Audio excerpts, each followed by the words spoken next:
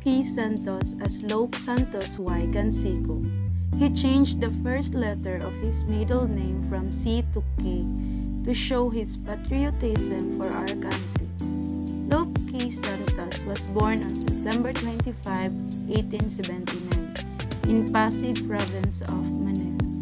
His father, Ladislao Santos, is a publisher, a native of Pasig, and his mother, Victorina Canseco, a native of San Mateo.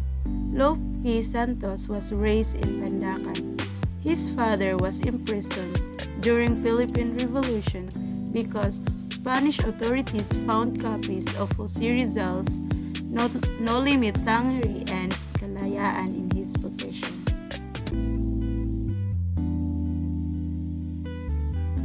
Lope Key Santos was sent to Escuela Normal Superior de Maestros, or Higher Normal School for Teachers, for education, and later finished schooling at Colegio Philippine.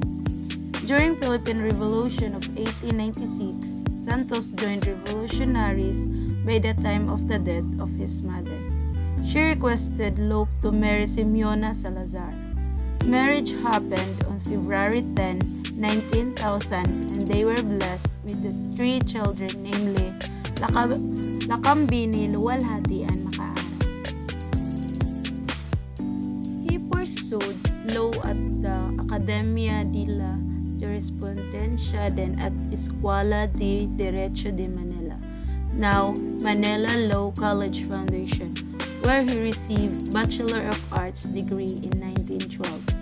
In late 19,000, Santos started writing his own newspapers, Ang Kaliwanagan. This was also the time when socialism became an emerging idea in world ideology. When Jose Dominador Gomez was charged and sentenced by the Supreme Court of Sedition and Illegal Association against the government in 1903, Gomez labor group Unión Obrera Democrática Filipina, or Philippine Democratic Labor Union, was absorbed by Santos.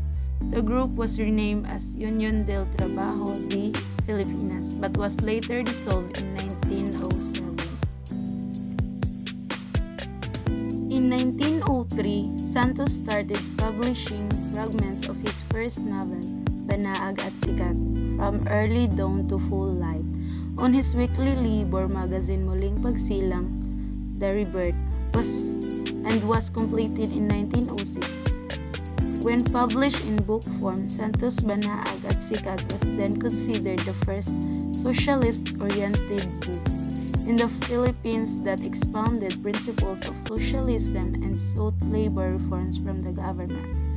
The book later became an inspiration for the assembly of the 1932 Socialist Party of the Philippines, and then the 1946 group Huk Balaha.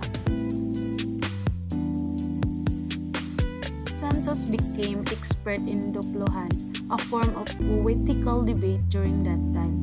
Dupluhan can be compared to Balagtasan, which became popular half a century before Santos' time. He also founded Sampaguita, a weekly lifestyle magazine. In early 1910s, he started a campaign to promote a national language for the Philippines, where he organized various symposia and lectures, numerous departments for national language in leading Philippine universities. In 1910, he was elected governor of the province of Rizal under Nacionalista Party. In 1918, he was appointed as the first Filipino governor of the newly surveyed Nueva Vizcaya until 1920. Consequently, he was appointed to the 5th Philippine Legislature as a senator from the 12th senatorial district representing provinces having a majority of non-Christian population. He was the primary author of Philippine Legislature Act No. 2946, which enacted November 30 every year as Bonifacio Day, honoring Andres Bonifacio. He resigned from the Senate in 1921. In 1940, Santos published the first grammar book of the national language Balarela ng Wikang Pambansa, or Grammar of the National Language, which was commissioned by the Surya ng Wikang Pambansa or SWF. The next year, he was appointed by the President Manuel L. Quezon as director of SWF until 1946. When the Philippines became a member of the United Nations, he was selected to translate the 1935 Constitution for UNESCO. He was also appointed to assist with the translation of inaugural addresses of Presidents Jose P. Laurel and Manuel E. Rojas.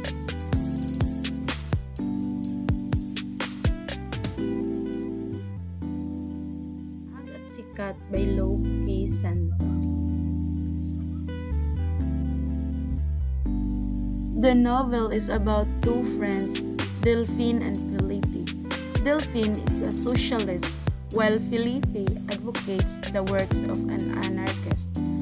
As a socialist, Delphine believes that wishes to spread the principles of socialism to the public, where the citizens could have more right in all businesses, properties, and other national activities.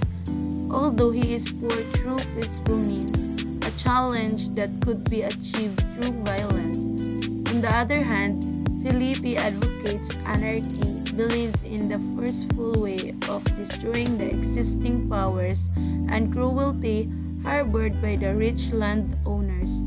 He wants to dispel the abusive members of society who rule society. Even though he is the son of a rich town leader, Felipe hates the cruel ways of his father. He would rather see a society with equal rights and equal status for all its citizens, where there is no difference between the poor and the rich classes. Due to his hatred of his life as a son of a cruel and rich landowner, Felipe left his home to live a life of poverty. He lived his life of luxury in order to join the common class of society. He decided to live with Don Ramon, a good father through the Catholic sacraments of confirmation in Manila. Later on, Felipe also felt hatred against his good father, who was just like his father, a rich man cruel to his helpers. Felipe fell in love with Tintay, a commoner but with dignity despite of being poor.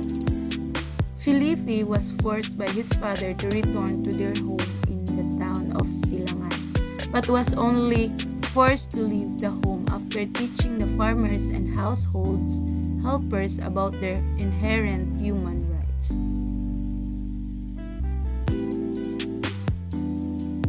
Don Ramon, Felipe's good father, has two daughters. Talia was the eldest and Minnie is the youngest daughter. Delphine, Felipe's friend, fell in love with one of these two siblings, Minnie. Minnie became pregnant and was disowned by Don Ramon. Minnie decided to live as a commoner. Because of what Minnie did, Don Ramon left the Philippines together with a favored household helper named Ticom, but was murdered while in New York City. Don Ramon's body was brought back to the Philippines by Ruperto, the long-lost brother of Tintay, Felipe's sweetheart. It was Ruperto who revealed the reason why Don Ramon was killed by an unknown assailant. He was ruthless to his household helpers. The novel ends at a scene when Felipe and Delphine decided to stay for a while at the grave of Don Ramon. They talk about their principles and social beliefs.